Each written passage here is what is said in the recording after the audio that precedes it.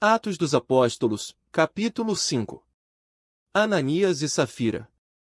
Mas um homem chamado Ananias, casado com uma mulher que se chamava Safira, vendeu um terreno e só entregou uma parte do dinheiro aos apóstolos, ficando com o resto. E Safira sabia disso. Então Pedro disse a Ananias: Por que você deixou Satanás dominar o seu coração? Por que mentiu para o Espírito Santo? Por que você ficou com uma parte do dinheiro que recebeu pela venda daquele terreno? Antes de você vendê-lo, ele era seu, e, depois de vender, o dinheiro também era seu. Então por que resolveu fazer isso? Você não mentiu para seres humanos, mentiu para Deus. Assim que ouviu isso, Ananias caiu morto, e todos os que souberam do que havia acontecido ficaram com muito medo. Então vieram alguns moços, cobriram o corpo de Ananias, levaram para fora e o sepultaram.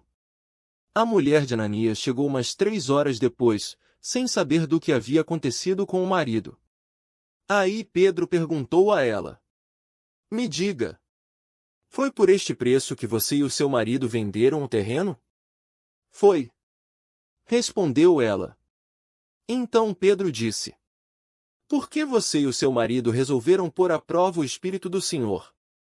Os moços que acabaram de sepultar o seu marido já estão lá na porta e agora vão levar você também.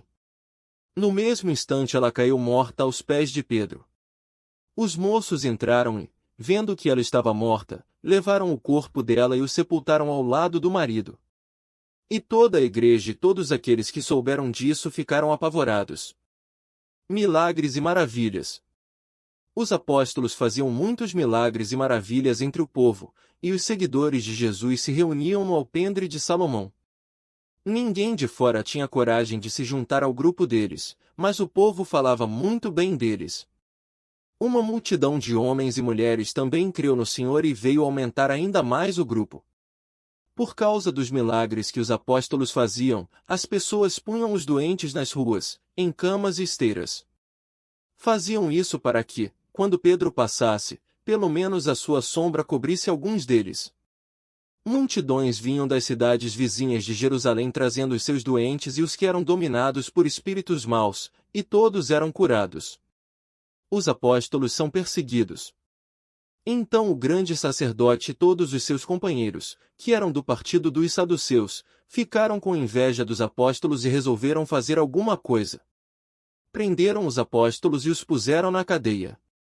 Mas naquela noite um anjo do Senhor abriu os portões da cadeia, levou os apóstolos para fora e disse: Vão para o templo e anunciem ao povo tudo a respeito desta nova vida. Os apóstolos obedeceram e no dia seguinte, bem cedo, entraram no pátio do templo e começaram a ensinar.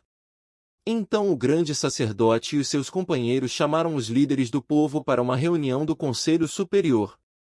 Depois mandaram que alguns guardas do templo fossem buscar os apóstolos na cadeia. Porém, quando os guardas chegaram lá, não encontraram os apóstolos.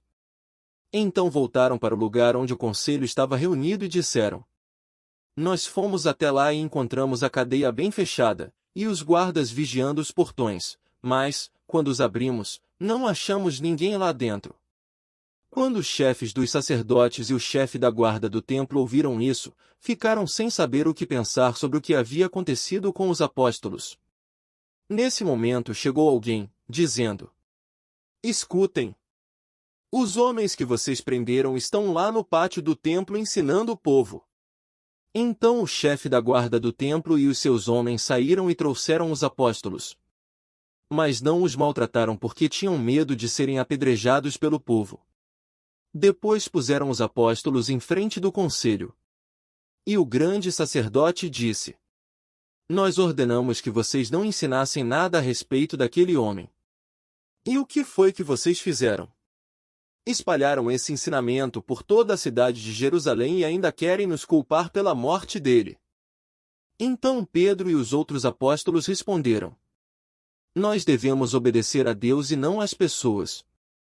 Os senhores crucificaram Jesus, mas o Deus dos nossos antepassados o ressuscitou.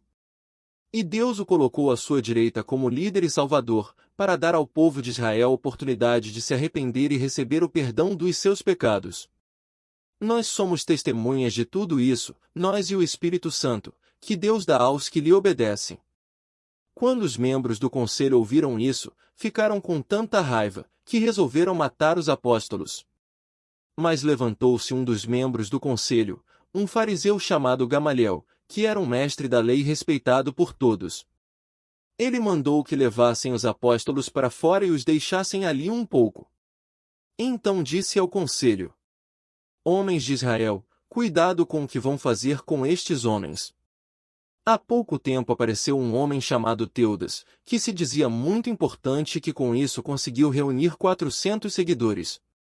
Mas ele foi morto, todos os seus seguidores foram espalhados, e a revolta dele fracassou. Depois disso apareceu Judas, o Galileu, na época do recenseamento.